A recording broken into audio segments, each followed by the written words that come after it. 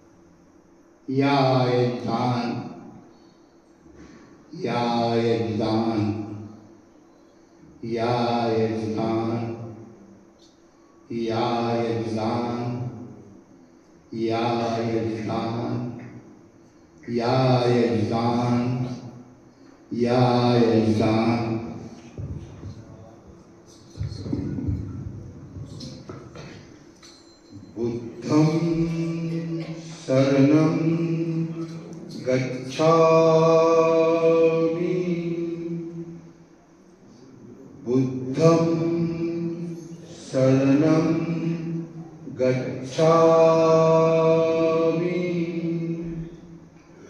बुद्धं शरणं गच्छामि बुद्धं शरणं गच्छामि बुद्धं शरणं गच्छामि बुद्धं शरणं गच्छामि बुद्धं शरणं गच्छामि।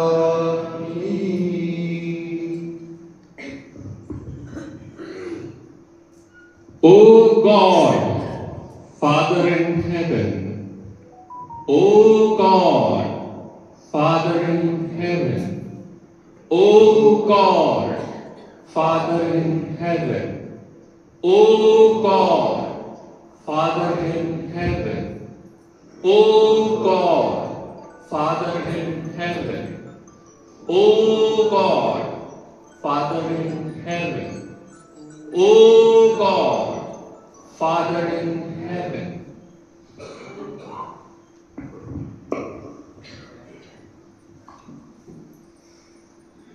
La ilaha illallah, La ilaha illallah, La ilaha illallah, La ilaha illallah, La ilaha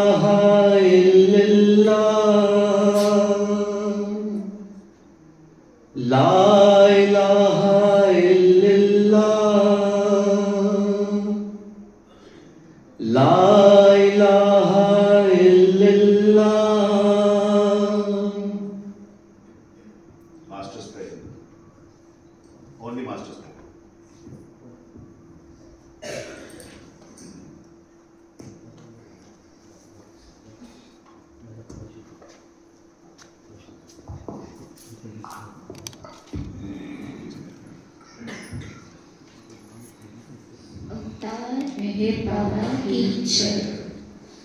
हे परवरदिगार, सबके राखनहार और सबकी रक्षा करने वाले, तुम्हारा कोई आदि नहीं है और न तुम्हारा कोई अंत है।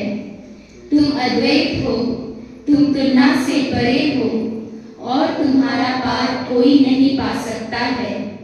तुम्हारा कोई रंग और कोई रूप नहीं है। तुम अविर्भाव से रहित हो और तुम गुणातीत हो। तुम अपार हो और अगाध हो, कल्पना और धारणा से परे हो, शाश्वत और अनश्वर हो। तुम अखंडनीय हो और दिव्य नेत्रों के सिवाय और किसी भी प्रकार से तुम्हें कोई नहीं देख सकता है। तुम्हारा अस्तित्व सदैव था, तुम सदैव रहते हो और तुम सदैव रहोगे। तुम सर्वत्र हो, तुम हर वस्तु में हो और तुम हर जगह से परे तथा हर वस्तु से परे भी हो। तुम तीनों जगतों में हो और तीनों जगतों से परे भी हो। तुम अगोचर हो और स्वतंत्र हो। तुम सृष्टि के रचने वाले हो, स्वामियों के स्वामी हो, समस्त मनों और हृदयों के ज्ञाता हो। तुम सर्वशक्तिमान हो और सर्वव्यापी हो। तुम अनंत ज्ञान हो, अनंत शक्ति हो और अनंत आनंद हो। तुम ज्ञान के महासागर हो, सर्वज्ञ हो, अनंत ज्ञान रखने वाले हो। तुम भूत, वर्तमान और भविष्य के ज्ञाता हो और तुम स्वयं ज्ञान हो। तुम पूर्ण दयामय हो और सदैव हितकारी हो। तुम आत्माओं की आत्मा हो और अनंत गुणों से संपन्न एक परमात्मा हो। तुम सत्य, ज्ञान और परमानंद की त्रिमूर्ति हो। तुम सत्य के मूल हो, प्रेम के महासागर हो। सनातन सत्ता हो, ऊंचों में सबसे ऊंचे हो। तुम प्रभु और परमेश्वर हो, तुम परब्रह्म हो और परात्पर परब्रह्म भी हो। तुम परब्रह्म परमात्मा हो, अल्लाह हो, इलाही हो, यस्तान हो, अहुरमस्त हो और प्रियतम ईश्वर हो। तुम्हारा नाम इज्जत अर्थात एकमात्र पूज्य है।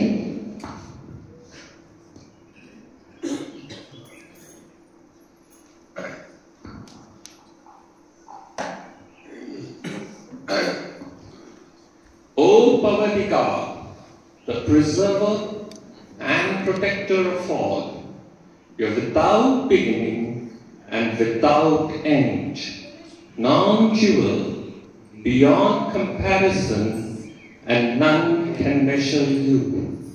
You are without color, without expression, without form, and without attributes.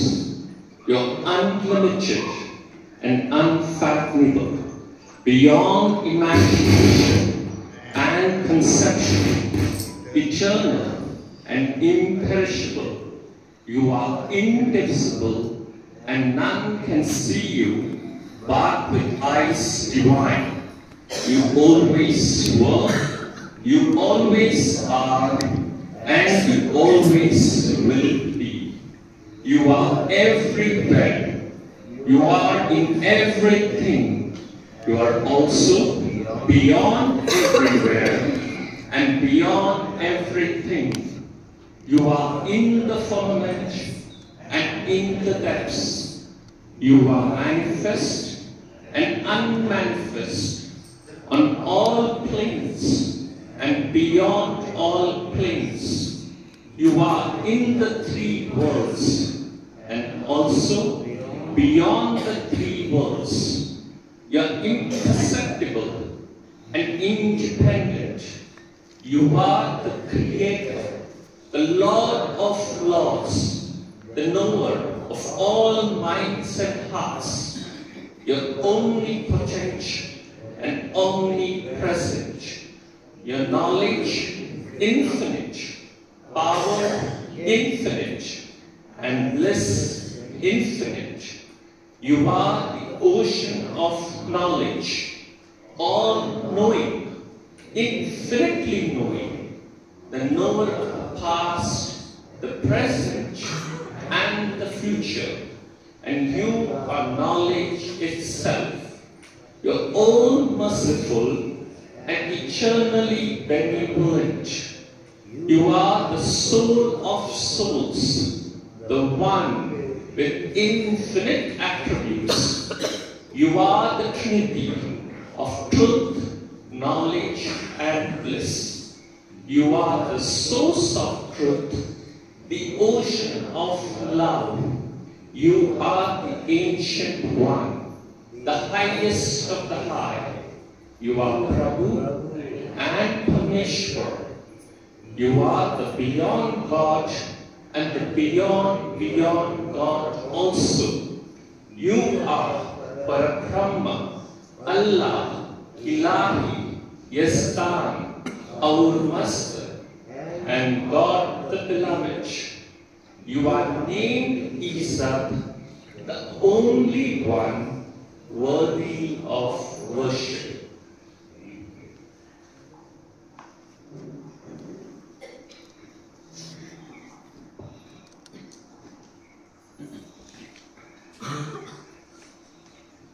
हे पर्वतिका, सर्वांचं पालन करणारा आणि रक्षण करणारा तू अनादी व अनंत आहेस. तू अद्वैत आणि तुलनातीत आहेस. तुझा थांब कोणालाही लागू शकत नाही. तुझ्या ठाई रंग नाही, अभिव्यक्ती नाही, रूप नाही, तसेच गुण देखील नाहीत. तू अमर्याद आणि अगाध आहेस. तर्क व कल्पना या पलीकडे आहेस. तू सनातन व अविनाशी आहेस. तू अविभाज्य आहेस. दिव्य दृष्टीशिवाय तुला कोणीही पाहू शकणार नाही. तू सतत होतास, तू सतत आहेस आणि सतत राहशील. तू सर्व ठिकाणी आहेस, सर्वात आहेस आणि सर्व ठिकाणांच्या व सर्वांच्या पलीकडे आहेस. तू आकाश मंडळात आहेस आणि पाताळात आहेस. तू व्यक्त आणि अव्यक्त आहेस आणि सर्व भूमिकांवर तसेच सर्व भूमिकांच्या पलीकडेही तूच आहेस. तू तीनही भुवनात आहेस आणि त्रिभुवना पलीकडे आहेस. तू अगोचर असून स्वतंत्र आहेस. तू विश्वकर्ता व देवदेवेश्वर आहेस. तू सर्व मनांचा आणि हृदयांचा ज्ञाता आहेस. तू सर्व शक्तिमान व सर्वव्यापी आहेस. तू अनंत ज्ञान, अपरिमित शक्ती आणि असीम आनंद आहेस. तू ज्ञान सिंधू आहेस. सर्वज्ञ व अनंत ज्ञानी आहेस. भूत, वर्तमान आणि भविष्य यांचा तू ज्ञाता असून स्वयमेव ज्ञानच आहेस. तू दयेचा सागर असून सदैव कल्याणकारी आहेस. अनंत गुणांनी नटलेला तू आत्म्यांचा आत्मा आहेस. सत्य, ज्ञान आणि आनंद यांची त्रयी तू आहेस. तू सत्याचा उगम असून प्रेमाचा सागर आहेस. तू आदि पुरुष असून श्रेष्ठाहून श्रेष्ठ आहेस. तू प्रभू आणि परमेश्वर आहेस. तू परमदेव असून परमात्मा आहेस. तू परब्रह्म आहेस. तू अल्लाह, इलाही, यजदान, अहुरमस्त आणि प्रियतम ईश्वर आहेस. तुला इज्जत अर्थात एकमेव पूजनीय असे म्हणतात.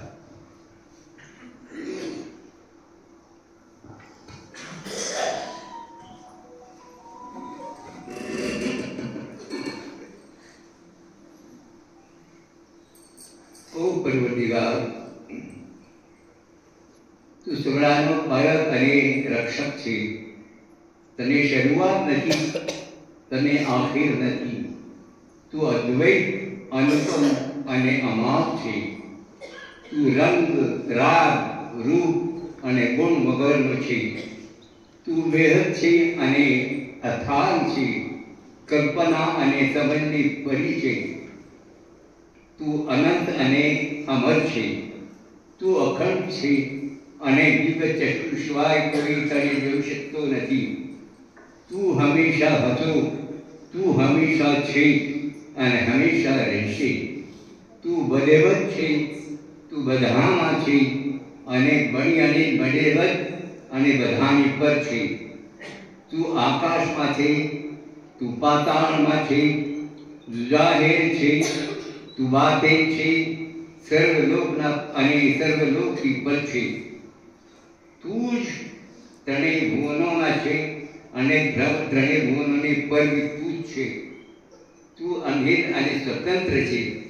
તું સર્જનશાળ છે, માલિકોનો માલિક છે અને અંતર્યામી છે. તું સર્વશક્તિવાન હોય સર્વજ્ઞ છે. તું અનંત જ્ઞાન, અનંત શક્તિ અને અનંત આનંદ છે. તું જ્ઞાનનો દરિયાઓ છે, સર્વજ્ઞાની અને મહાજ્ઞાની છે. તું ત્રિકાળ જ્ઞાની છે અને સ્વયંભૂ જ્ઞાની તું જ છે. તું મહાદયાળુ અને પરમ દયાળુ છે. તું આત્માઓની આત્મા છે અને અનેક ગુણોવાળો તું જ છે. તું સચ્ચિદાનંદ ત્રિમૂર્તિ છે. તું સત્યનો મૂળ અને પ્રેમનો મહાસાગર છે. તું સનાતન પુરુષ છે, સર્વોત્તમ છે. તું પ્રભુ અને પરમેશ્વર છે. તું પરમાત્મા છે અને પરાત્પર બી તું જ છે. તું પરબ્રહ્મ છે. તું અહદ, ઇલાહી, જદ્દાન, અહરમદ, સર્વશક્તિમાન ખુદા અને પ્યારો ખુદા બી તું જ છે. જગત તારું નામ છે અને સ્તુતિનો લાયક એવો એક ફક્ત તું એક જ છે. અવતાર મેહર બાબા કી જય. अवतार मेहर बाबा की जय. जरा लहान मुलांनी पुढे यावं, केक कापायला. अरे वाटत होते. या या या लवकर या. चला चला, जरा सगळे लहान मुलांनी पुढे या. लहान मुलांना उठवा, कपडे घाला, पुढे पडवा.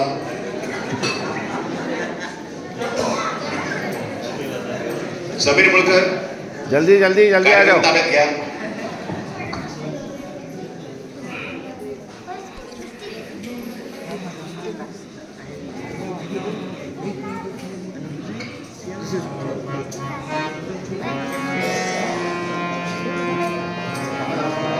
छोटे बच्चे सब लोग आ जाओ, जो है जाना पर तुम जाओ, जाने पीछे जाओ।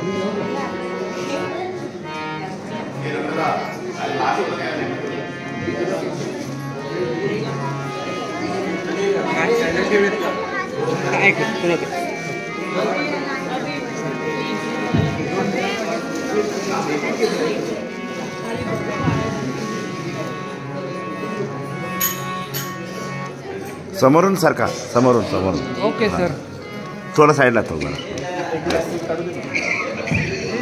छोट्या मुलांच्या ऐवजी मोठीच मुलं.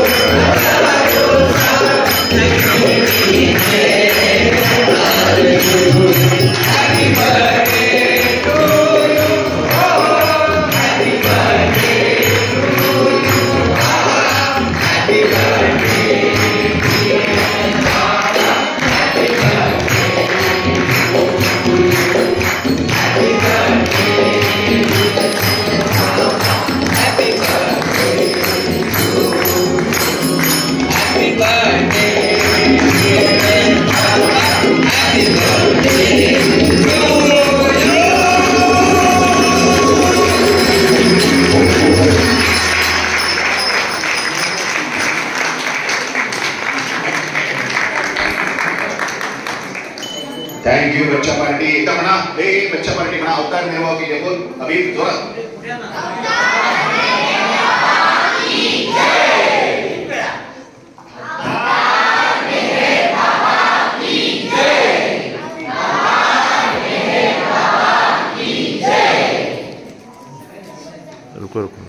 आता आजच्या दिवसाचा अत्यंत महत्वाचा कार्यक्रम चालू होणार आहे, तो म्हणजे माझं भाषण.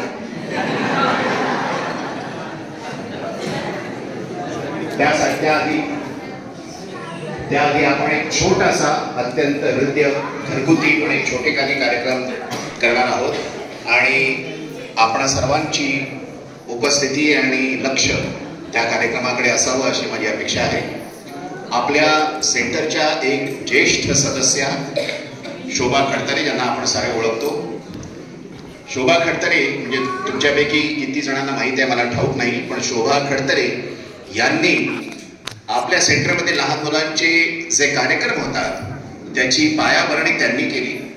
त्यांनी एकदा एक शिवकीर्ती म्हणून त्या जिथे राहत होत्या तिथे त्यांनी एक सांस्कृतिक कार्यक्रम केला होता गणेशोत्सवामध्ये. तो आपल्या के रामकृष्ण काकांनी पाहिला आणि त्यांनी त्यांच्याकडे असा प्रस्ताव मांडला की हाच कार्यक्रम तुम्ही आपल्या सेंटरमध्ये करा वाढदिवसाच्या कार्यक्रमामध्ये. तो कार्यक्रम झाल्यानंतर माझे वडील आणि शोभा आत्या यांना असं वाटलं की हा तर एक सांस्कृतिक कार्यक्रम आहे, पण असाच कार्यक्रम मेहरबाबांवर का होऊ नये. आणि मग मेहरबाबांची गाणी, मेहरबाबांची नाटकं असा एक बरगतचा कार्यक्रम या ठिकाणी सादर होऊ लागला. ती परंपरा आजतागायत चालू आहे. त्यांनी जो पाया रचला होता त्याची एक सुंदर सुदृढ आणि सुबक अशी इमारत तयार झालेली आहे. आणि माझा असा विश्वास आहे की जेव्हा मी आमच्यापेक्षा जी पुढची पिढी आहे तिच्याकडे पाहतो तेव्हा मला विश्वास वाटतो की आपल्या सेंटरची ही परंपरा अशीच चालू राहील. आपल्या शोभात्याने एक आत्मचरित्र वजा पुस्तक लिहिलं आहे. त्याला आत्मचरित्र नाही म्हणता येणार, कारण मेहरबाबांचे आणि त्यांचे जे ऋणानुबंध आहेत ते त्यांनी फक्त त्यात शब्दांकित केलेले आहेत. आणि त्या पुस्तकाचा आज आपण या घरगुती कार्यक्रमामध्ये अनौपचारिकरित्या औपचारिकरित्या आपण त्याचं प्रकाशन करणार आहोत. मी आता विनंती करतो शोभात्याला, माझ्या बाबांना प्रताप अहिरे यांना, ज्यांनी या पुस्तकाची प्रस्तावना लिहिलेली आहे आणि जे या साऱ्या कालखंडाचे म्हणजे शोभात्याच्या आयुष्यामध्ये जे काही मेहरबाबा आले, ती 4 वर्षाची असताना जेव्हा पुण्यात आली त्यावेळेला तिला मेहरबाबांचं नाव कळलं आणि तिथून आजतापर्यंत एखाद्या पिशाच्या सारखं ते नाव तिच्या मानकुटीवर बसलेलं आहे आणि ते काही उतरण्यासारखं नाही. आणि त्या काळाचे साक्षीदार माझे वडील प्रताप अहिरे आहेत. तर मी या दोघांना या ठिकाणी आमंत्रित करतो की त्यांनी आसन ग्रहण करावं. I saw Dolly somewhere. Is Dolly here? Dolly Kerawala, how can the trustee be sitting there? Please come. Please. Just sit here. Ganesh, please bring her. Ganesh.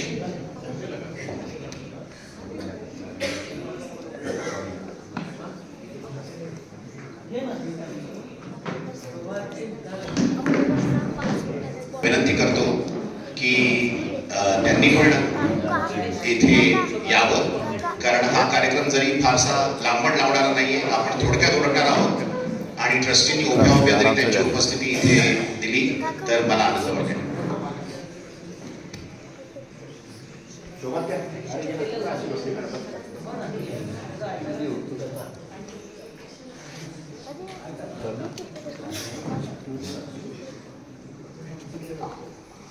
Dolly, thank you so much. Dolly Kerawala, Sam केरावालांच्या त्या कन्या आहेत आणि आपल्या अवतार मेहरबाबा परमेश्वर trust जे आहे त्याच्या त्या ट्रस्टी आहेत. आज त्या योगायोगाने इथे आहेत आणि म्हणून मी त्यांना विनंती केली की त्यांनी इथे बसावं. Next time when you come you must speak. Next time.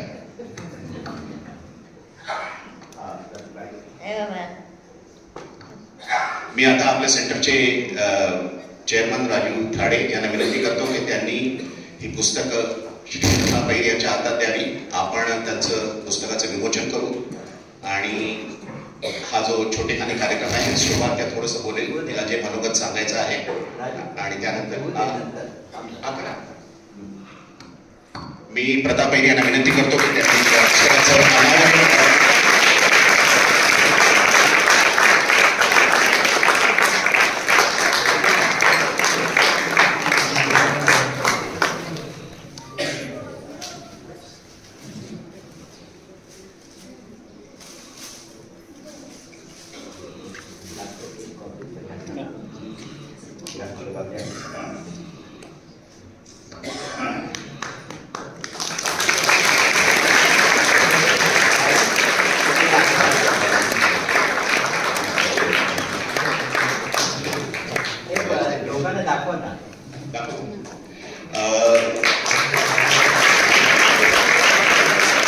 या पुस्तकाचा सगळा खर्च शोभात्याने केलेला आहे आणि हे पुस्तक आपल्या सेंटरमध्ये आता विक्रीसाठी उपलब्ध असेल. त्याची किंमत नाममात्र 100 रुपये आहे, पण त्यातला एकही पैसा शोभात्या घेणार नाहीये. तिने अशी इच्छा व्यक्त केली आहे की या पुस्तकाच्या विक्रीतून जे काही पैसे येतील ते सेंटरला देण्यात यावे.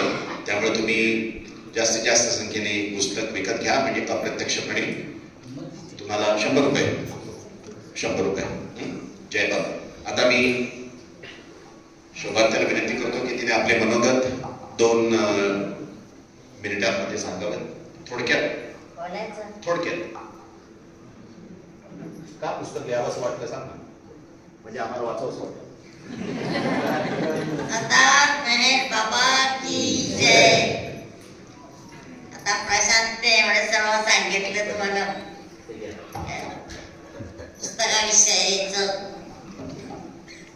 मी आणखी काय सांगतो तुम्हाला, जेव्हा पुस्तक वाचल्यानंतरच काय लिहिलंय मी संपूर्ण त्याच्यामध्ये.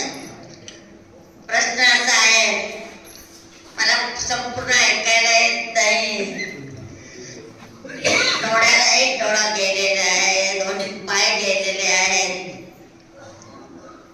खडतरे माझ्या आयुष्यात आले. प्रथम तर मेहर बाबा माझ्या आयुष्यात आले. मेहर बाबा जेव्हा संकट झालं माझ्यावरती मोठं, सुरुवातीला लहानपणीच, त्यानंतर लगेचच बाबा माझ्या संकटीत आले आणि त्या संकटाबरोबर मी अनेक जशी जशी मोठी होत गेले तशी तशी प्रत्येक वेळेला माझ्याबरोबर संकटे आले माझ्या. परंतु मेहर बाबांनी माझा एक हात धरला होता. प्रत्येक जेव्हा त्यांचं दर्शन व्हायचं आणि ज्यावेळेस चान्स यायचा त्यावेळेला प्रत्येक वेळेला बाबा म्हणाले, नजर आहे माझी तुझ्यावर, बस आणखी मला काय पाहिजे होतं. खूप सहन केले यात मी स्वतः यात सहन केल्यानंतर माझे यजमान खडतरे यांनाही मोठमोठे आजार झाले. परंतु या सर्व प्रवासामध्ये बाबा साथ दिला होते. प्रत्येक वेळेला त्यांनी त्या प्रत्येक संकटातून बाहेर काढलं. मला एवढंच माहिती आहे की आपला बाबा समाज, मी आता असं म्हणते बाबा समाज म्हणजे मी दुसऱ्या समाजात जाऊन बघितलेलं आहे. गेले 3 वर्ष मी दुसरीकडे राहते. तो समाज आणि बाबा समाज, बाबांचे लोक याच्यामध्ये खूप फरक आहे. मला जाणीव झाली याची की जिथे बाबा नाही तिथे काही नाही. तर हा जो आपल्या भाग्य आपल्याला जे मिळालेलं आहे परमेश्वराची सोबत आपल्या सर्वांना मिळालेली आहे. त्या सोबतीने आपण सर्वांनी जायचं आहे. आणि या पुस्तकामध्ये मी सगळं लिहिलेलं आहे की कसं काय मला संकट आली आणि कशी मी ती बाबांनी माझी पार पाडून दिली. आणि बाबांना मी काय म्हणू आता बाबांना, तर ते माझ्या सोबतीच आहे. बस तर बाबांनी माझं फक्त शेवट चांगलं करावं. त्यांच्या इच्छेप्रमाणे सगळं चाललेलं आहे. त्यांच्या इच्छेप्रमाणे पुढे चालावं आणि त्यांच्या इच्छेप्रमाणे घडावं एवढीच माझी बाबांच्याकडे प्रार्थना आहे. या पुस्तकाच्यासाठी ज्यांनी मला खूप मदत केली त्यांचे मी खूप आभार मानते आणि बाबांना धन्यवाद देते.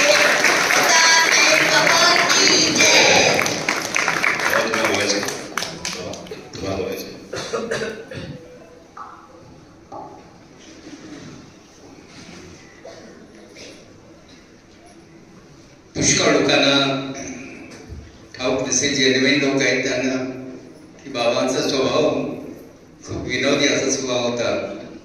बाबांना विनोदाची खूप मोठी जाण होती.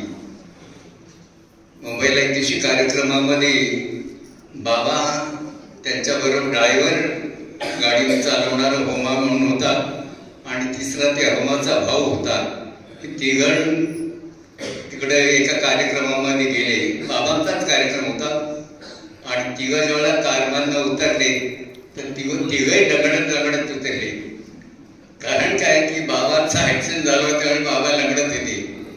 होमा त्याला पायामध्ये प्रॉब्लेम होता मग तोही लगडत होता आणि तिसरा जो होता त्याला त्यावेळेला काय ते झालं लगडत होता. आणि तेवढ्याच बाबाने लोकांना सांगितले की कार आली, कारमुळं कारमधनं 3 लगडे बाहेर पडले. बाबाने स्वतःबद्दलच म्हटलं. ठीक आहे. आज या ठिकाणी प्रथमतः मी विसरेन ज्यांनी छापले पुस्तक आपले पुरोहितांनी या फार लक्ष घातलं. याच्यामध्ये छापून फार सुंदर याचा गेटअप आलेला आहे आणि हातात घेतल्यानंतर वाचावं असं वाटेल असं पुस्तक आहे. त्यातली आठवणी फार हृदय अशा आठवणी लिहिलेल्या आहेत. आपणाला सांगण्याची मी कर्तव्य समजतो की बाबांचा देहत्याग केल्यानंतर बाबांनी एक वर्ष मधुसूदन कार्यक्रमामध्ये आले, वाढदिवसाच्या कार्यक्रमामध्ये, आणि त्यानंतर मधुसूदनी कार्यक्रमामध्ये येणं बंद केलं. बंद म्हणजे एकदमच बंद केलं. इथं डोकूंचं पाहणं त्यांनी थांबवलं. तर त्यामुळं ह्या सगळ्या कार्यक्रम पुढे ओढून न्यायची जबाबदारी थोडीशी आमच्या लोकांच्यावर पडली. आम्ही लोक त्यांच्याच नेतृत्वाखाली आम्ही अनेक वर्ष आम्ही होतो. आम्ही त्यांच्यावर पुष्कळ शिकलो. तर त्या भांडवलावर मग आम्ही काय थोडीशी छोट्या नाटिका, संवादाचे नाटिका आणि अशा प्रकारची छोटे कार्यक्रम करायला सुरुवात केली. आमचं पहिलं नाटक वाढदिवसाच्या कार्यक्रमामध्ये जे प्रस्तुत झालं होतं त्याचं शीर्षक होतं मौन महिमा. एक मौन धरतो आणि त्याला काय अडचणी येतात त्याचं अत्यंत उदाहरण असं मजेशीर असं विनोदीचं नाटक होतं. आणि त्यानंतर एका पाठोपाठ आज मी जेव्हा बोलून पाहतो त्यावेळेला मला शंका येते की खरोखर या आपल्याकडनं लिहिलं गेलं आहे की काय. कारण काय की त्या काळामध्ये असे विचार येणं आणि त्या काळामध्ये अशा भाषेमध्ये लिहिणं राहणं, आमचं मौन, आमचं सबसे बडा मजिया हे नाटक जवळजवळ पूर्ण काव्यात्मक आहे. आणि माझी तरी तेवढी क्षमता नाही खरं पाहिजे. पण बाबांना हवं होतं की मधुसूदनची जी पोकळी निर्माण झाली ती झाल्यामुळे ती भरून काढण्याकरता आमच्या खांद्यावर बाबांनी ही सगळ्या जबाबदाऱ्या टाकल्या. शोभानी आणि आम्ही सगळ्यांनी मिळून हे कार्यक्रमाचं सत्र खूप चांगल्या प्रकारे ठेवलं. त्यानंतर अनेक वर्षानं मधुसूदन ज्यावेळेला आले इथे आणि पहिल्यांदा ज्यावेळेला सेंटरमध्ये आले त्यावेळेला त्यांनी मला एक कबूल केलं की मी एवढ्या वर्ष दूर राहून पुष्कळसं काही गमावलंय. तू इथे राहून इतकं सुंदर वातावरण निर्माण केलेलं आहे. हे सगळे मुलं इथं इतक्या तयारीने कार्यक्रम करीत असतात ते स्वतः मधुसूदनी कबूल केलं. आणि कार्यक्रम करताना त्यानंतर आमची ही परंपरा आहे, लिखाणाची परंपरा, ती आमचे चिरंजीव यांनी पण उचललेली. नंतर सुद्धा काय लिहितो. तर हे संपूर्ण हे जे त्याला लेगसी म्हणतात किंवा परंपरा म्हणतात ती अशी चालू आहे.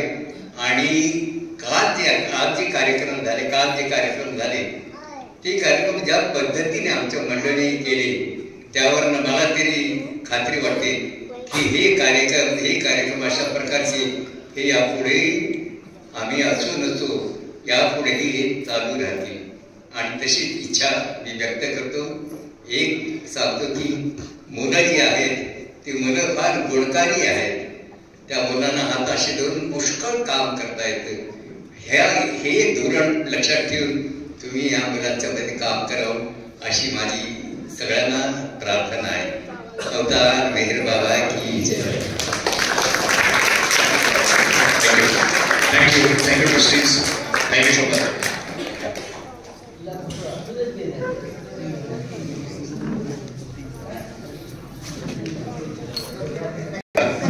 आता एवढ्याच लक्षपूर्वक पुढचा जो कार्यक्रम आहे तो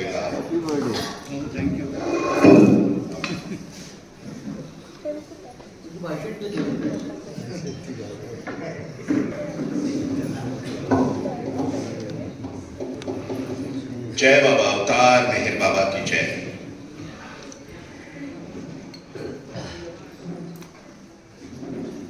कितने लोगों को मराठी नहीं समजता? आपल्यापैकी किती लोकांना मराठी समजत नाही? आप में से कितने लोगों को मराठी नहीं समजता? फार कमी लोक आहेत. मराठी बोलू का? अभिजात Dolly, I have your permission. Thank you.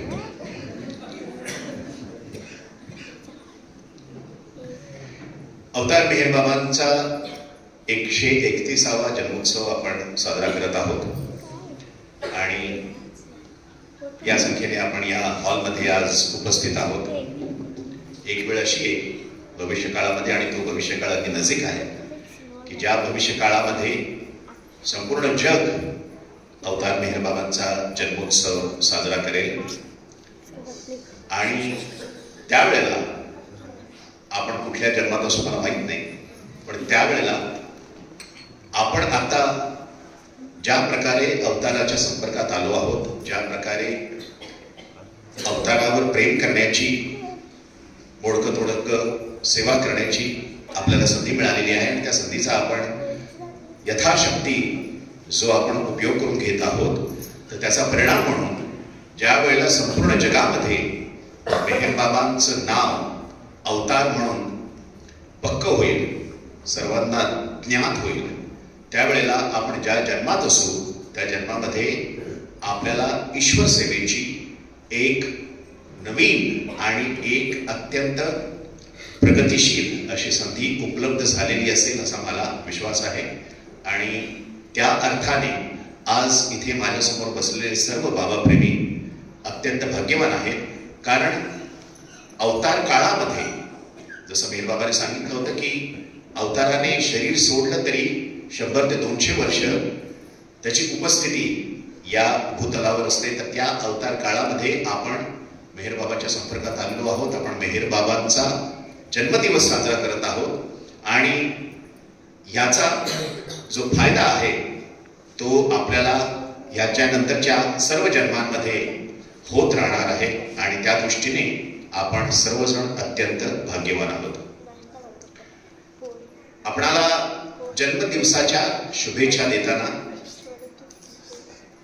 मला तुम्हाला 31 जानेवारी 1969 या तारखेकडे न्यावंसं वाटतंय. ही तारीख आहे जेव्हा मेहर बाबांनी आपला देह सोडला. साधारणपणे 12 ते 12:15 दरम्यान मेहर बाबांनी आपल्या देहाची खोड टाकून दिली. त्यावेळेला सकाळी साधारणपणे 8-8:30चा सुमार असेल. मेहर बाबांना अत्यंत यातना होत होत्या. मेहर बाबांचं शरीर नेहमीप्रमाणे त्यांना ज्या वेदनेच्या लहरी यायच्या आणि त्यांचं शरीर हे पलंगापासून जवळजवळ फूटभर 1 फूट वर उडत असे, आणि ते इतर मंडळींना ते शरीर जे आहे ते दाबून पलंगावर दाबून धरावं लागत असे. आणि दोन्ही बाजूनी त्याची अडचण, कारण एक तर त्या वेदनेचा जो झटका होता तो एवढा तीव्र होता की जोपर्यंत तुम्ही शक्ती लावत नाही तोपर्यंत तुम्ही मेहर बाबांचं शरीर जे आहे ते फुटण्यापासून थांबवू शकत नव्हता. आणि दुसऱ्या बाजूला आजारामुळे, यातनांमुळे, वेदनांमुळे मेहर बाबांचा देह जो होता तो इतका नाजूक झालेला होता की जास्त शक्ती लावणं हे सुद्धा मंडळींना योग्य वाटत नव्हतं. अशा प्रकारे द्विधा मनस्थितीत त्यांची बाबांची जी सेवा होती ती चालली होती. 31 जानेवारी 1969 साधारणपणे 8-8:30 हाच प्रकार त्यावेळेला बाबांच्या रूममध्ये, बाबांच्या खोलीमध्ये चालू होता. बाबांच्या सोबत मला वाटतं 1, 2 ते 3 एरज होते. मला वाटतं पात्री काका पण मेहराबादवरून त्यांना बोलवून घेण्यात आलेलं होतं. भाऊ होते असे, कारण बाबांची परिस्थिती, बाबांची शारीरिक अवस्था जी होती ती थोडी गंभीर झाली होती. आणि तेवढ्यात एका बाजूला मंडळी हॉलमध्ये आलोबा जातात आणि तिथे मेहर बाबांच्या खुर्चीच्या अगदी समोर भिंतीवर एक फोटो फ्रेम होती, एक तस्वीर होती, आणि तिच्यामध्ये हाफिजच्या 3 ज्या ओळी आहेत प्रसिद्ध त्या उद्धृत केलेल्या होत्या. आलोबा जातात, ती फ्रेम उतरवतात आणि ती फ्रेम घेऊन मेहर बाबांच्या खोलीच्या दिशेने मार्गक्रमण करतात. आणि आतमध्ये बाबांची सेवा किंवा बाबांवर जे काही जमेल तसे उपचार चालू आहेत. आणि आलोबा आपली ती फ्रेम घेऊन खोलीच्या आतमध्ये येतात आणि मेहर बाबांच्या पलंगाच्या समोरच्या बाजूला एका कपाटाला टेकवून ती फ्रेम ठेवतात. आणि त्यांना येताना पाहिलं आणि एरज काकांनी प्रश्नार्थक चेहरा केला, जणू काही ते विचारत होते की बाबा तुला हीच वेळ मिळाली रिअली. आणि आलोबांनी कोणालाही काही उत्तर न देता शांतपणे मौनपणे ती फ्रेम तिथे ठेवली आणि बाबांनीच मग तिथे मध्ये हस्तक्षेप केला आणि बाबा म्हणाले की मीच आलोबाला ती फ्रेम इथे आणून ठेवायला सांगितलेली आहे. आणि त्यानंतर मग बाबांची तब्येत ढासळली. साधारणपणे 12-12:15 वाजता डॉक्टर्स आले. डॉक्टर बुथ हॉस्पिटलमधून खास डॉक्टरांना बोलवण्यात आलं होतं. त्यानंतर डॉक्टर गिंडे, राम गिंडे हे मुंबईवरून आले होते आणि बाबांनी देह सोडला. जेव्हा बाबांनी देह सोडला त्यावेळेला जेव्हा स्त्री मंडळींना तिथे बोलवण्यात आलं तर त्यावेळेला त्या इतका त्यांना धक्का बसला होता आणि त्या इतक्या विव्हळ झाल्या होत्या की त्या अवस्थेमध्ये मनी जी होती बाबांची बहीण, ती वारंवार डॉक्टर गोवर आणि मनी तिथे आलेल्या होत्या. नाझा होती आणि डॉक्टर मनी वारंवार डॉक्टरांना सांगत होती की बाबा जाऊ शकत नाहीत, बाबा आम्हाला असे सोडून जाणार नाहीत, तुम्ही नीट त्यांना तपासा. आणि त्यावर डॉक्टर गिंडेंनी त्यांच्या वैद्यकीय भाषेत शांतपणे उत्तर दिलं की तुम्ही जे म्हणताय त्याबद्दल मला काही बोलायचं नाहीये, पण मेडिकली आणि क्लिनिकली बाबा जिवंत नाहीत. आणि त्यांनी मग बाबांच्या मृत्यूची घोषणा केली. हा जो सारा प्रकार घडत होता त्यावेळेला ही जी फ्रेम, ही जी हाफिजची जी वचनं बाबांनी त्या ठिकाणी आपल्या रूममध्ये, आपल्या खोलीमध्ये आणून ठेवली होती, याचा संदर्भ काय असावा किंवा याचा अन्वयार्थ काय लावता येईल. आता त्यावर जे 3 मिसरे आहेत किंवा जे 3 वचनं आहेत ती आपण सर्वांनी अनेक वेळा कुठे ना कुठे वाचलेली आहेत. त्यापैकी पहिलं जे वाक्य आहे ते थोडक्यात असं सांगतं की आपल्या गुरुचा एक भाग्यवान सेवक म्हणून ते जे काही सांगतील ते पूर्णपणे खरं आहे याच्यावर विश्वास ठेवा आणि त्यांना व्हॉट किंवा व्हाय म्हणजे का आणि कसे अशा प्रकारचे प्रश्न त्यांना करू नका.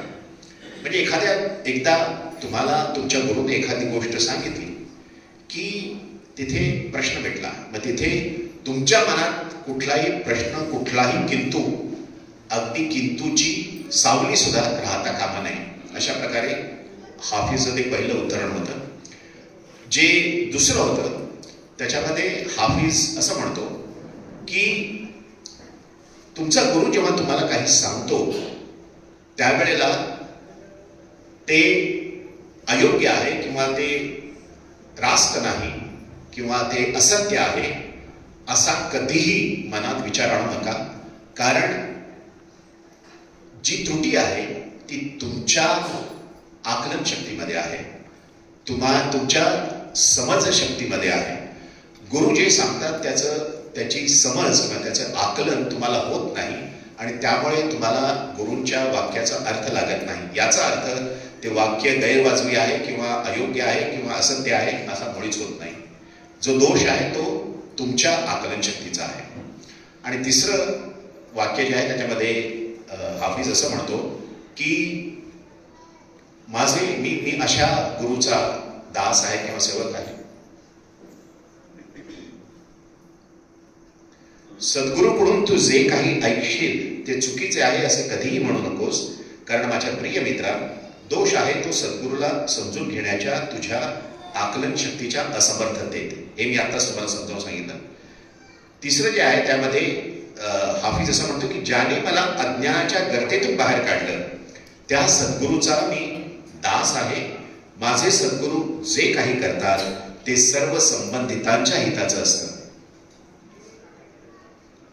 In the interest of all concern असा हाफिज शब्द वापरतो. म्हणजे हाफिजने अर्थात पर्शियन भाषेत लिहिलं आहे की सर्व संबंधितांच्या हिताचं, म्हणजे ते काही एका शिष्याच्या हिताचं नाही किंवा आपल्या शिष्य वृंदाच्या हिताचं नाही, तर त्या गोष्टीशी ज्या ज्या प्राणीमात्राचा किंवा सृष्टीचा संबंध आहे त्या सर्वांच्या ते हिताचं असतं असं त्या ठिकाणी हाफिज म्हणतो. आता मेहरबाबांनी ही जी 3 वचनं आहेत ती त्या ठिकाणी का लावून ठेवली असावी असा विचार जेव्हा मी केला तेव्हा माझ्या डोक्यामध्ये असा एक विचार आला. त्यावेळेला जेव्हा मेहेरबाबांनी देह सोडला त्यावेळेला काही समजण्याचं माझं वय नव्हतं. मी साधारणपणे 5 वर्षांचं होतो. पण त्यावेळेला जे बाबांचे प्रेमी होते त्यांच्यामध्ये किती वैचारिक आणि भावनिक खळबळ माजली असेल याचा मी विचार करू शकतो. कारण बाबांनी, आपण असं म्हणू शकतो की बाबांनी अचानकपणे आपला देह सोडला. बाबा आजारी होते, बाबांची तब्येत बरी नव्हती, बाबांवर अनेक प्रकारे उपचार चालू होते. हे सारं जरी असलं तरी देह सोडण्याच्या 1-2 महिन्याआधी बाबांनी एप्रिलमध्ये मी दर्शन देईन अशी घोषणा केली होती. त्या दृष्टीने तयारी चालवली होती, त्या दृष्टीने परिपत्रक जात होती. बाबा त्याच्यावर मीटिंग्स घेत होते आणि हा सर्वच कारभार चालू असताना बाबा अचानक निघून गेले. अनेक लोकांच्या मनात प्रश्न आला की बाबा तर म्हणाले होते की ते मौन सोडणार आहेत. बाबा म्हणाले होते मौन सोडेल, माझं प्रकटीकरण होईल, हे होईल, ते होईल, आणि बाबा तर अचानक निघून गेले. बरं, हा प्रश्न जो आहे तो सामान्य बाबा प्रेमींच्या डोक्यात आला असं नाही, तर काही मंडळींच्या डोक्यात सुद्धा हा प्रश्न आला. आणि या प्रश्नाचा जो परिणाम होता तो परिणाम माझ्या दृष्टीने 3 प्रकारे झाला. एक गट असा होता की ज्यांच्यावर याचा काहीच परिणाम झाला नाही. म्हणजे त्याचं अत्यंत अत्युच्च उदाहरण मला देता येईल ते म्हणजे मेहराबाई, की बाबांनी देह सोडला हे दुःखच तिच्यासाठी एवढं मोठं होतं की बाबांनी मौन सोडलं नाही याचा तिला काहीही त्याच्याशी तिला घेणं देणं नव्हतं. आणि केवळ बाबांचा वियोग ही तिच्या दृष्टीने एक मोठी आपत्ती बनून राहिली होती. आणि मग बाबांनी मौन सोडलं नाही, मग बाबा असं म्हणाले होते, बाबा तसं म्हणाले होते, हे विचार तिच्या डोक्याला शिवत सुद्धा नव्हते. तर अशा प्रकारचे भाग्यवान अनेक होते बाबा प्रेमींमध्ये की ज्यांनी या गोष्टीवर कधी विचारच केला नाही, ज्यांची ही ठाम धारणा होती की बाबा जे काही करतायत ते बाबांना कळतंय, बाबांच्या गोष्टी बाबांना ठाऊक आहे, आणि त्यामुळे त्याच्याबद्दल आपण काही आपला काथ्याकूट करावा किंवा उहापोह करावा या गोष्टींचा अशी काही परिस्थिती नाही किंवा तेवढी आपली योग्यता नाही. हा जो गट होता तो अत्यंत नशीबवान होता असं मी म्हणेन. म्हणजे जात्यात जेव्हा तुम्ही धान्य दळता त्यावेळेला त्या धात्याच्या दांडीला जे चिकटून राहिलेले दाणे असतात तशा प्रकारचा गट होता की त्यांच्यावर काहीही परिणाम झाला नाही. दुसरा जो गट होता ते काही वेळा करता, आमच्या रायगड जिल्ह्यामध्ये एक शब्द आहे वायबल झाला. वायबल झाला म्हणजे तो काही काळाकरता हल्ला. आणि जसं तुम्ही डोंगराचा खेळ बघत असता तेव्हा ती बाई किंवा पुरुष त्या रश्शीवर किंवा दोरीवर जेव्हा चालत असतो मध्ये कुठेतरी तुम्हाला असं वाटतं की त्यांचा तोल जातोय, पण थोडक्यात तोल सावरतात आणि पुन्हा एकदा व्यवस्थित चालायला सुरुवात करतात. तर ह्या लोकांचं तसंच झालं. काही काळाकरता त्यांचा तोल ढासळला, पण लवकरच ते पुन्हा पूर्वपदावर आले आणि त्यांना या गोष्टीची जाणीव झाली की बाबांनी जे काही केलेलं आहे ते योग्यच केलेलं असणार किंवा अवतार आहे, ईश्वर आहे, त्याच्या कृत्यांबद्दल किंवा त्याच्या जे काही त्याचं कार्य चालतं त्याच्याबद्दल अटकळी बांधणं, आडाखे बांधणं, अंदाज करणं ही काही आपला प्रांत नाही. तिसरा जो गट होता तो गट थोडासा हल्ला, आणि हा गट प्रामुख्याने बुद्धिवाद्यांचा गट होता की ज्यांना याचं उत्तर मिळत नव्हतं आणि ते शेवटपर्यंत मिळालं नाही. बाबांनी ते उत्तर कोणाला दिलंही नव्हतं आणि बाबांना ते कदाचित द्यायचं पण नव्हतं. तुम्हाला कदाचित एक अत्यंत आश्चर्य वाटेल की बाबांनी मौन का केलं, मी मौन का करत आहे याच्याबद्दल बाबांनी जवळजवळ 8-10 संदेश दिलेले आहेत.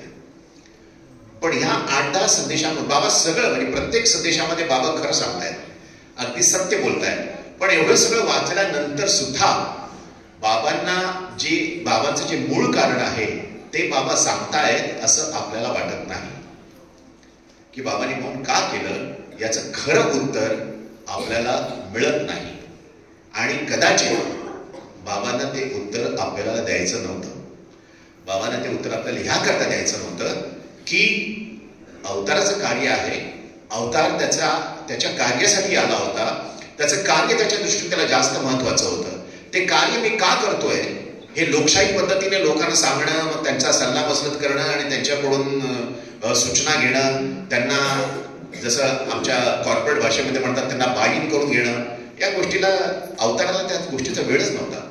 आणि जिथं अवताराने आपल्याला सांगितलं तिथे आज आपण काय उजेड पाडलाय.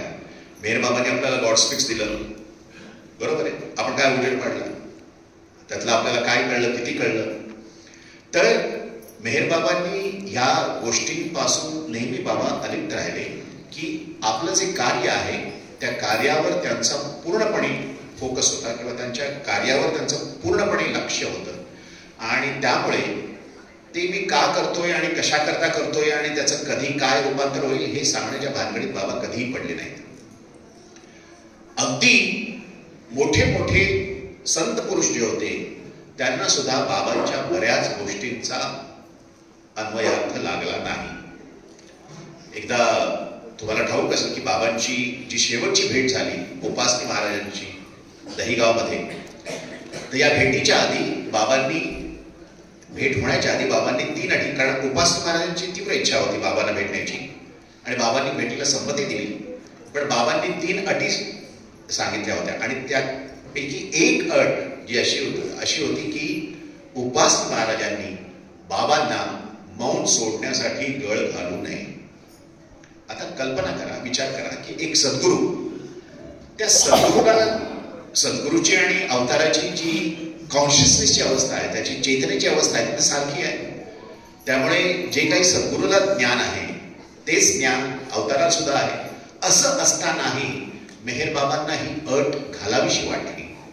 आणि याचं कारण त्यांचं जे नातं होतं, त्यांचं जे अनुबंध होते त्याच्यामध्ये आहे.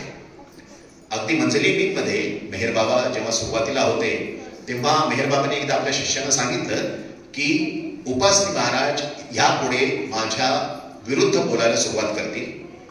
उपासनी महाराज सांगतील की मी मेरवानला चार्जमॅन करून किंवा मेरवानला शिष्य म्हणून मी फार मोठी चूक केली. अशा अनेक उलटसुलट गोष्टी उपासनी महाराज यापुढे बोलतील. आणि तसंच झालं. उपासनी महाराजांनी मेहर बाबांना शिव्या द्यायला सुरुवात केली. आणि जेव्हा बाबांचे शिष्य त्यांना भेटायला जायचे तेव्हा ते त्यांनाही शिव्या द्यायचे.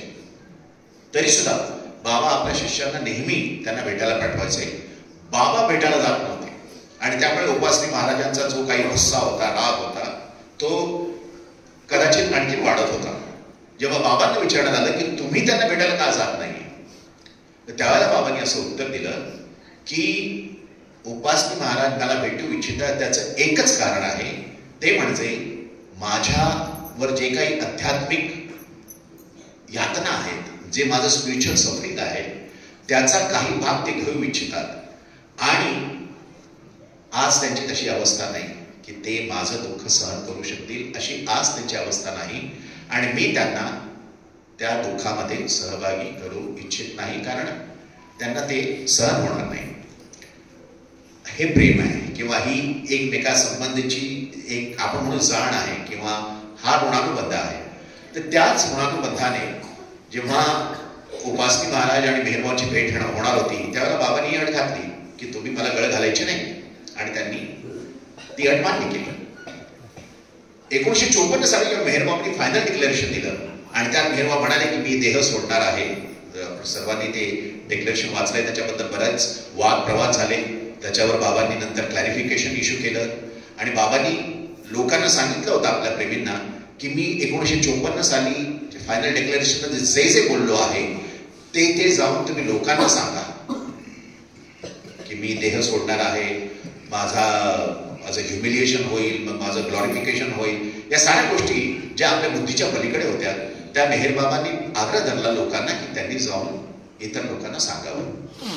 एके दिवशी मला रामकृष्ण काकाने जी काही गोष्ट सांगितली आहे ती अशी की एके दिवशी रामकृष्ण काका या आपल्या जो ह्या बागेसमोरचा जो रस्ता आहे त्यावरून जात होते आणि तिथे गाडगे महाराज धर्मशाळा, तुम्हाला ठाऊक आहे, गाडगे महाराज तिथे यायचे. आणि गाडगे महाराज आले की रामकृष्ण त्यांना भेटायला जायचे. ही साधारणपणे 55-56 गोष्ट असेल. आणि गाडगे महाराज आणि के रामकृष्णन एके दिवशी असेच भेटले असताना गाडगे महाराजांनी अचानकपणे असं विधान केलं की बाबा हे असं का म्हणतात की मी देह सोडणार आहे आणि हे करणार आहे ते करणार. बाबांनी या गोष्टी जाहीरपणे बोलू नयेत असं गाडगे महाराज, एक संत, 5व्या भूमिकेवरचा संत. आता त्यावेळेला गाडगे महाराज जेव्हा फिरायचे तेव्हा त्यांच्या मागे आता सध्या जशी झेड सिक्युरिटी, त्यानंतर काय वाय सिक्युरिटी, त्यानंतर कुठली ती ING सिक्युरिटी स्पेशल ग्रुप, हे असलं काही नव्हतं. ते अगदी झाडू घेऊन हातात फिरायचं आणि त्यामुळे रामकृष्ण काकांना त्यांना भेटणं, त्यांच्याशी बोलणं अत्यंत सहज होतं. आणि त्याच्यामध्ये बोलता बोलता त्यांनी अशा प्रकारे वाक्य वापरलं. ते ऐकल्यानंतर रामकृष्णाला थोडा तो चपाकला किंवा त्याला थोडा आश्चर्यचकित झाला की 5व्या भूमिकेवरचा एक संत असं कसं म्हणू शकतो. आणि त्याची जेव्हा त्यांनी मुद्रा पाहिली आणि त्यांना तेव्हा कळलं की याला थोडा एक पुढे झटका बसला, त्यावेळेला ते मग जोरजोरात म्हणाले की मानतो मी देव आहे हे मानतो, पण तरीही ह्या अशा गोष्टी त्यांनी बोलायला नाही पाहिजेत. तर हे म्हणजे मला थोडक्यात तुम्हाला असं सांगायचं आहे की अवतार जी काही विधानं करतो किंवा अवतार जे काही बोलतो असं झालं, असंच झालं होतं. अवतार जी काही विधानं करतो किंवा अवतार जे काही बोलतो त्याचा अर्थ संत मंडळींना सुद्धा लागत नाही, तर आपली काय गणते त्याच्यामध्ये. तर त्यामुळे जेव्हा मेहेरबाबांनी अचानकपणे मौन न सोडता आपला देह सोडला त्यावेळेला अनेक प्रकारचे वादंग, अनेक प्रकारचे वाद निर्माण झाले आणि हळूहळू सगळं शांत झालं. सगळेजण मग मेहेरबाबांसाठी, मेहेरबाबांवर प्रेम करण्यास लोकांनी सुरुवात केली. मी हे सगळं तुम्हाला का सांगतोय? अशा करता सांगतोय की मौनाला आता 100 वर्ष पूर्ण होत आहेत. 1925 साली मेहेरबाबांनी मौनाला सुरुवात केली. हे साल आहे 2025 आणि याची जेव्हा शतक महोत्सव आपण जेव्हा साजरा करू तेव्हा पुन्हा एकदा शिळ्या कढीला ऊत आणण्याचा प्रकार होऊ शकेल. पुन्हा एकदा लोकांमध्ये हे प्रश्न निर्माण होतील, पुन्हा एकदा याच्यावर परिसंवाद होतील, पुन्हा एकदा याच्यावर लोक चर्चा करतील की बाबांनी मौन सोडलं, नाही सोडलं, का सोडलं, कधी सोडलं तर मला का नाही ऐकू आलं.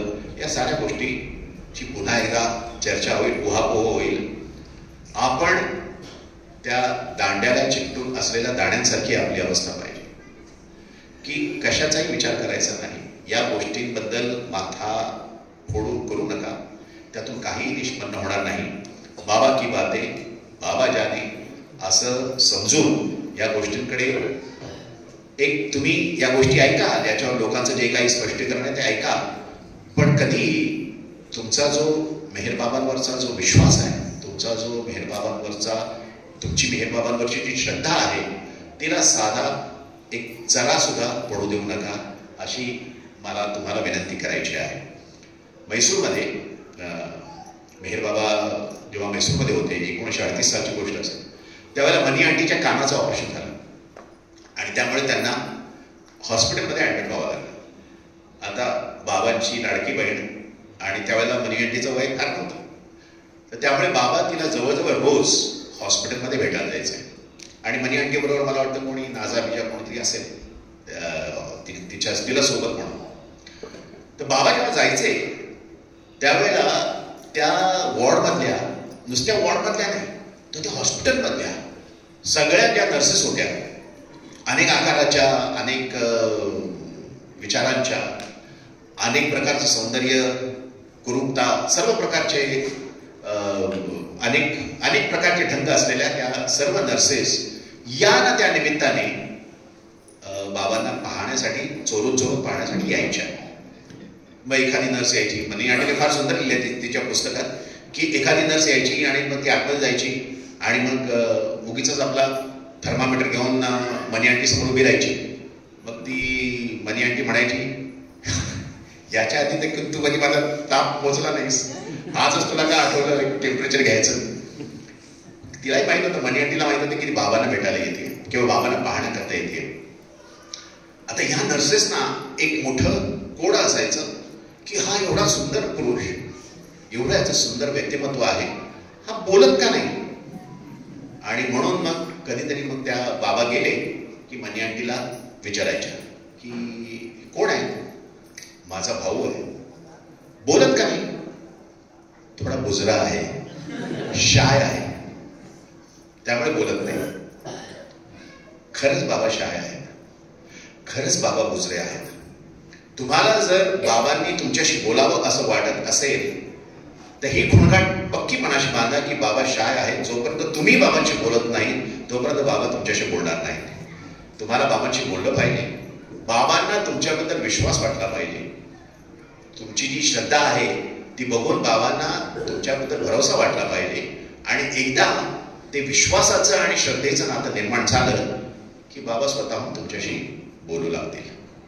आणि मग त्यावेळेला तुमच्या मनात हे प्रश्न कधीही उद्भवणार नाही की बाबाने मौन सोडलं का नाही सोडलं. तुम्हाला जाऊ दे ना बाबा, बाबाने मौन सोडलं नाही सोडलं मला काय घेणं देणं नाही, बाबा माझ्याशी तर बोलता येतं.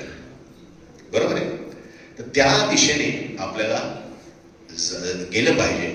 ही जी हॉस्पिटलची गोष्ट आहे त्याचा जो पुढचा भाग आहे त्याचा माझ्या विषयाशी काही संबंध नाही. तरी पण एक छान माहिती म्हणून तुम्हाला सांगतो की त्यामध्ये मॅटर्निटी वॉर्डची एक नर्स होती, चांगली म्हणजे मेट्रन होती, ती सिनियर होती. आता ती काय करायची, तिला असं वाटायचं, का वाटायचं तिला माहित नाही, की बाबा आले की त्या दिवशी जन्मलेली जी बाळं असतील ती घेऊन बाबांकडे यायची. आणि बाबा पण अगदी लाडाने प्रत्येक बाळाशी बाबा बोलायचे म्हणजे त्यांच्या भाषेत खेळायचे आणि त्या बाळाला घेऊन जायचे. एके दिवशी तर जवळजवळ 12 बाळं जन्मली होती. तर सगळ्या 12च्या 12 बाळांना ती घेऊन आली. प्रत्येक बाळाबरोबर बाबा खेळले, तिच्याशी बोलले. आणि इथे मनी आंटीला तिचं टेन्शन वाढायला लागलं किंवा तिला असं वाटायला लागलं की हे 12 बाळांशी जर बाबा बोलत बसले तर आमच्याशी कधी बोलणार आहेत. पण बाबा प्रत्येक बाळाला तेवढा वेळ देत होते.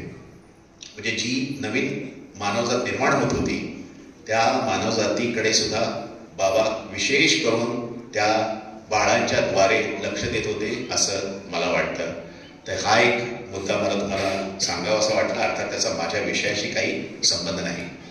तर थोडक्यात आता भाषणाच्या शेवटी मला तुम्हाला एवढंच सांगायचं आहे की अवताराचे जे शब्द आहेत त्या शब्दांचा खीस काढून किंवा त्याचा अन्वयार्थ लावणे ही चांगली बौद्धिक कसरत आहे.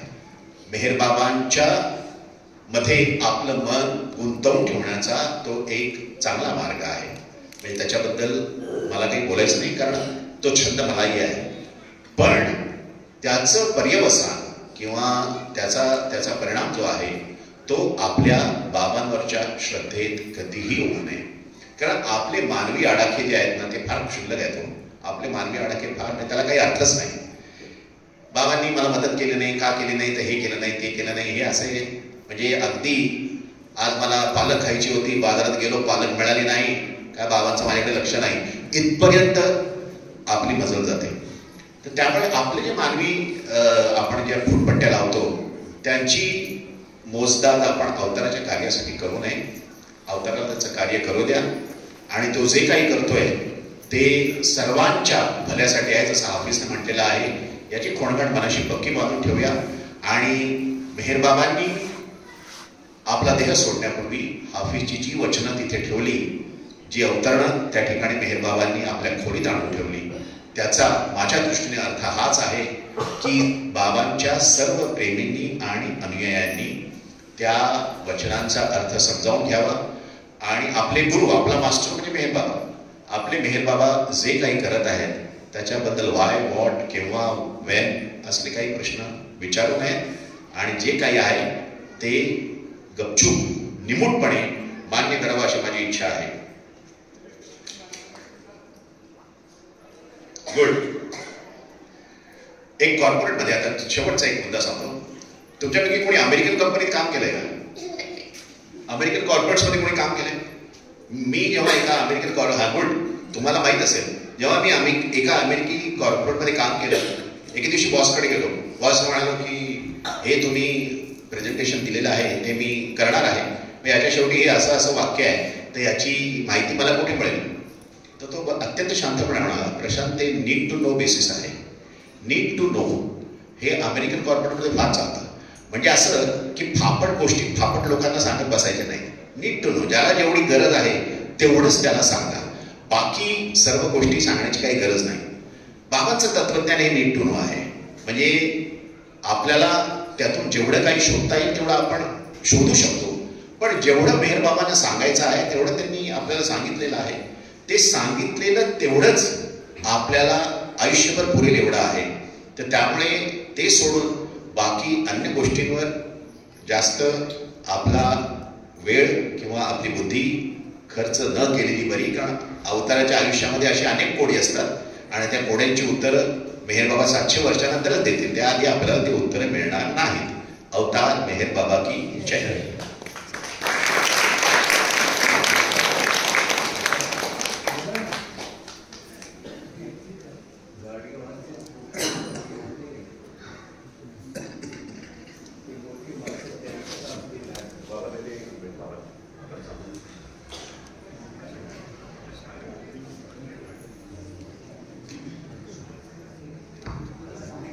बाबांनी जेव्हा डिक्लेरेशन दिलं होतं, फायनल डिक्लेरेशन की 3 चतुर्थांश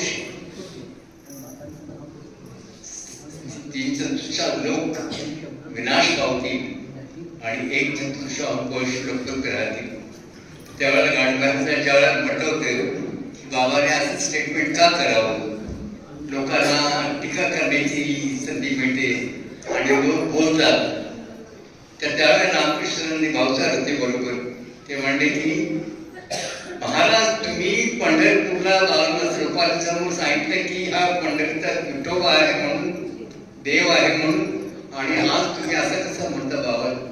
तर त्यावेळेला गाडी महाराजांनी म्हटलं होतं आणखी की मी मानतो ते मोठे लोक आहेत त्यांचं काम ते जाणे. ईश्वरी बाबा अखेर त्यांनी ते म्हटलं होते की ते मोठे लोक आहेत त्यांचं काम ते जाणे बाबाचं वर्तन. तर जे लोक संत मंडळी किंवा जे लोक सद्गुरू आहेत त्या लोकांनाच फक्त बाबांची जाणीव, बाबांचे स्टेटस जे आहे, बाबांची एक स्थिती आहे त्यावरती कल्पना असायची. संतांना देखील नसायची. फक्त सद्गुरू असतात, त्या सद्गुरूंनाच फक्त बाबांची जी उच्चावस्था आहे त्याच्याबद्दलची कल्पना असते आणि ते काय काम करता येते फक्त सद्गुरूंनाच ठाऊक असते. तर आपण आपल्या नशिबाला कुठली व्यक्ती आलेली आहे या गोष्टीची नेहमी जाण ठेवावी. पण आपला संबंध पुन्हा सुरू व्हायला आहे. अवतार मेहर बाबा की जय. आता भजन, आता इंडिव्हिज्युअल भजनं ज्यांना गायची आहेत या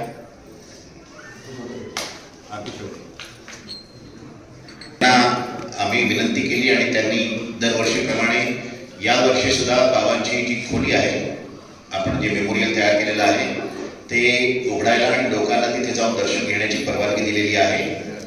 सकाळी 9, त्याच्या आधी जाऊ नका कृपया, कारण त्यांनी आपल्याला 9ची वेळ दिलेली आहे. तिथे उगीच आपल्याला सिक्युरिटी अडवेल किंवा मग आपल्याबद्दलची त्यांची प्रतिमा मलिन होईल, या सर्व गोष्टी पडू नका. 9 वाजता आपण तिथे जाऊ शकतो. 9 ते 1 या वेळात आपण कधीही जाऊन त्या खोलीचं बाबांच्या जन्मस्थळाचं प्रेमाने दर्शन घेऊ शकता. कुठली काही अडचण आली तर गणेश पार्थसारथी याच्याशी संपर्क साधा. अवतार मेहर बाबा की जय. सॉरी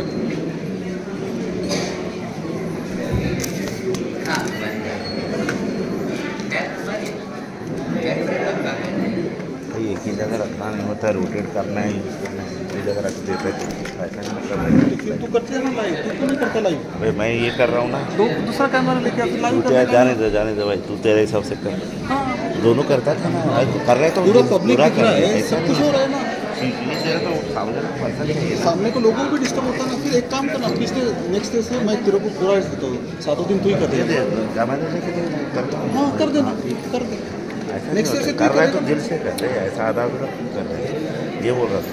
कौन बोल रहा है कि दिल से नहीं करो करके? अरे भाई मैं मतलब उठा के करना 3:45 बजे यहाँ पे, तू कितने बजे आया? अबे रोटेट भी कर साले। तो तू कितने बजे आया मुझे मेरा बता। टाइमिंग का मत बता तू। फिर और तू दिल से नहीं करोगे कौन बोल रहा है? ये बोल रहा तुझे कि वहाँ पे भी रख उठा। तो नेक्स्ट डे से तू कर दिया पूरा 7 दिन, ठीक है? मैंने कोई किया है तुझे भाई, कुछ नहीं बोलेगा। मैंने किया है 2-3 साल ऐसा से नहीं मैं बोलना कर दिल रहा से हूँ। नहीं, कोई नहीं होता बोलने वाला दिल अबे से कर रहा है कि नहीं उठा कर के रहा है। नहीं तू बाबा को पता है कौन क्या कर रहा है तो। अरे ये क्या है, स्पीच दे रहा है तो कैमरा उधर रखना है ना। ऐसे वो बोलता है तो दिल से नहीं कर रहा है लाइव। अरे हाँ कितनी घुमा बजे नहीं आ रह रहा रहे है? हैं।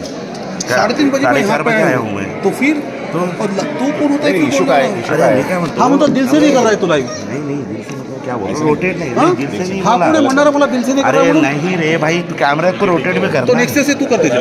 नाही बरोबर आहे, त्याचाही मुद्दा बरोबर, तुझाही मुद्दा बरोबर आहे. म्हणजे काय public प्रयत्न कडे आहे बोला ना, कॅमेरा उचला तिथं ठेवा. पण जो तुला बोलायचा नीट बोलला त्याला. अरे नीट दिल से नहीं करना, ऐसा नहीं वो क्या बोला तू अगले साल तू ही कर, ये कर, उल्टा पुल्टा जवाब दे रहा है तो वो. तू ही करते जा ना अगले वर्ष में। मैं अरे नहीं करता था भाई, और स्पीच दे रहा था सामने वाला पर ऐसे ही रखा है, ऐसा नहीं होता है ना. त्याचंही म्हणणं बरोबर आहे, थोडा फिरवला असता कॅमेरा. अरे मी पूर्ण वेळ पब्लिककडे कार्यक्रम होता, तुलाही पण मी दाखवत होतो आणि पब्लिकला कसं दिसेल रे पाठी म्हणून हा कसं दिसेल जेव्हा स्पीच दे रहा तो तू लाईव्ह देख ना, एक लाईव्ह देख देखा नहीं रे देखा तो मुझे बोल। मैं इतने साल से कर ठीक रहा है हूँ. नेक्स्ट डे से तू करना बस। बात करने की नहीं है, तुझे होता है तू तेरे लिए वो नंबर नाही शिकवतो, तू कर पुढच्या वेळेला. अरे नेक्स्ट डे से तू करना कसं काय? पुढच्या वेळेला तू. अरे मेरे पास फोन नहीं था, हम दोनों कर रहे पुढच्या हैं. वेळेला. अरे सर जय बाबा. समझ में नहीं आ रहा तुझे मैं क्या बोल रहा हूँ, मेरा अंडरस्टैंड. अरे रुकिस भागना नको. अरे मुझे ऊपर जाना है यार, ऊपर से देना था थोड़ा. ऊपर कैसे क्यों जा रहा है अभी? ऐसे ही जा रहा थोड़ा सा आखिरी वाला क्लोज कर रहा हूँ, पब्लिक का दर्शन देते हुए. मतलब अच्छा लगता है. नहीं वो अच्छा लगता है. उधर जाना है मुझे, इधर से जाता हूँ है ना, उधर से फुलं लावून. अरे तो वो क्यों नहीं रखा है, वो हमेशा बाबा का दर्शन के लिए फूल रखता है, हार त्यावर ठेवलं ना.